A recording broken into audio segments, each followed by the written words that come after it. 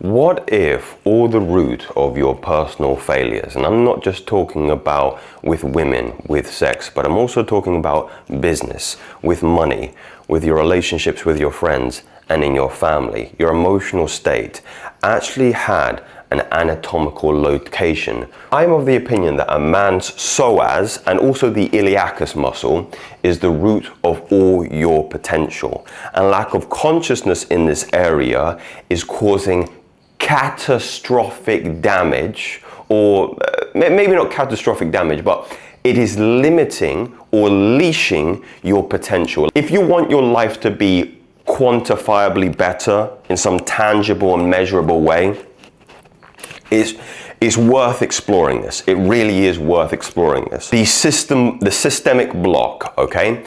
A lack of connection, or I also say consciousness to the psoas muscle and the iliacus muscle is the root cause of a lot of your dysfunction holistically in your life. Basically, your psoas starts in your spine, right? Your hip flexor, the thing that brings the knee up off the floor, it actually attaches into your spinal cord. Well, not your spinal cord, but your spinal vertebrae. The lower parts, the lumbar region. It snakes down inside the pelvic bowl, which is the core of the human body. The psoas also represents the world serpent. So it's like this. Your psoas is the kundalini muscle. A lack of connection in the psoas and the iliacus is the core of personal failure.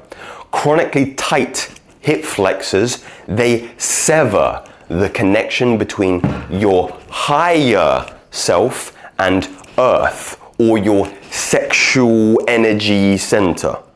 Yeah? You can think of the psoas muscle as literally your connection to the ground, or connection to your legs more specifically.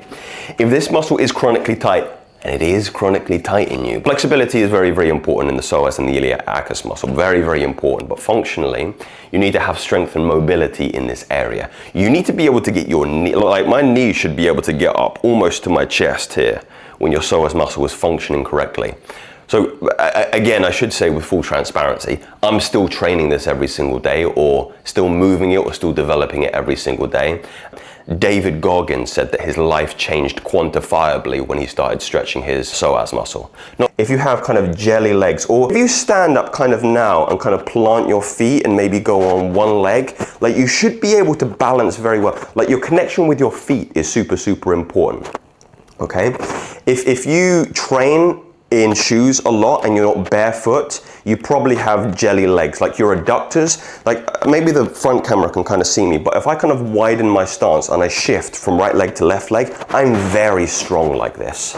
Like my adductors and my ability to almost like, it's almost like you're squeezing the floor with your feet and you're trying to pull, it's almost like you're trying to pull the world up into your anus.